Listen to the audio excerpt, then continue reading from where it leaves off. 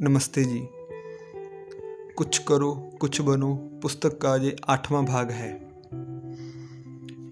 आज का हमारा जो विषय है वह है दानी बनो। सभी मतों, पंथों और ग्रंथों में दान देने की महिमा भरी हुई है। वेद तो यहाँ तक कहते हैं, अदाता का घर घर ही नहीं है।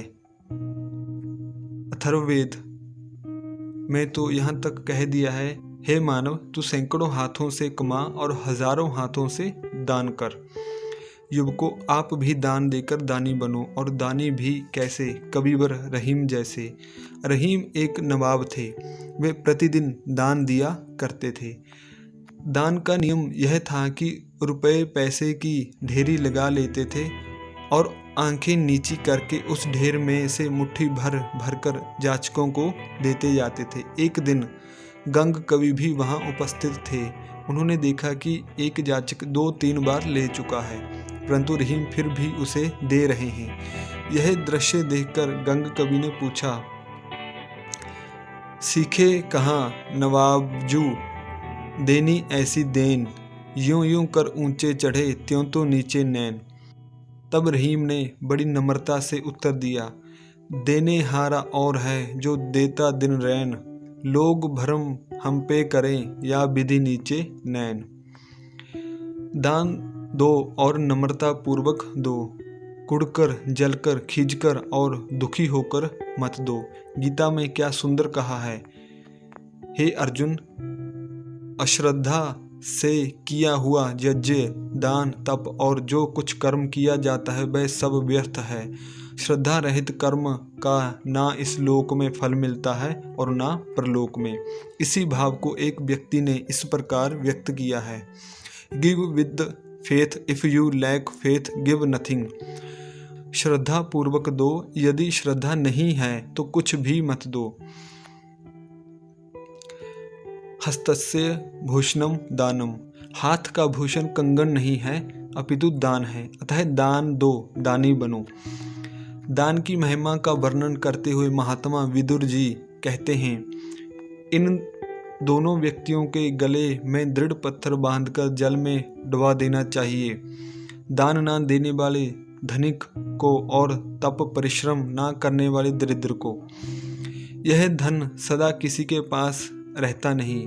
भर्तृहरि जी कहते हैं, दान, भोग और नाश, धन की 3 ही गतियां हैं।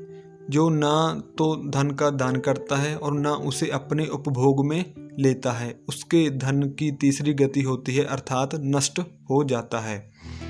प्रिय युवकों, आप कहेंगे कि हमारे पास धन नहीं है, हम कमाते नहीं, हम कहाँ से दें? चिंतित होने की आवश्यकता नहीं है। आपको जो कुछ जेब खर्च मिलता है उसमें से ही कुछ देने का स्वभाव डालिए।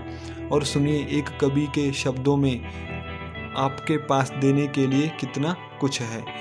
प्रेम पड़ोसी को दो, मित्र को सत्य हृदय दो, मानहीन को मान, भीत को सदा अभय दो, भक्तिपूर्ण मन से दो, पिता को आदर, भाई बहनों को दो ज्यादा संपत्ति सादर, शुभ आचरण स्वयं को दो, बच्चों को शिक्षा, दीन जनों को दो उनका हक समझ सुभिक्षा, अपने को इज्जत दो, सेवा दो जन जन को, प्रभु के पावन चरणों में दो निज मन को। एक अन्य कवि ने भी कितना सुंदर कहा है, तन से सेवा कीजिए, मन से भले विचार, धन से इस संसार में करिए पर उपकार। एक बार एक धुनिया महर्षि दयानंद के पास गया और बोला, महाराज, मैं गरीब हूँ, दान नहीं दे सकता, मेरा उद्धार कैसे होगा? स्वामी जी ने सांत्वना देते हुए कहा, जिसकी जितनी रुई लो, धुनकर उतनी ही लौटा दो। ईमानदारी से कार्य करो। यदि कुछ दे नहीं सकते तो मन से ही दूसरों की भलाई की भावना करो, इसी से तुम्हारा कल्याण हो जाएगा। आप भी दूसरों के लिए मंगल कामना तो कर ही सकते हैं। यदि किसी को कुछ दे नहीं सकते तो किसी के प्रति ईर्ष्या, द्वेष और घृणा की भावना तो मत रखो। दान देने से स्वार्थ बुद्धि दूर होकर आत्मा का विकास होता है।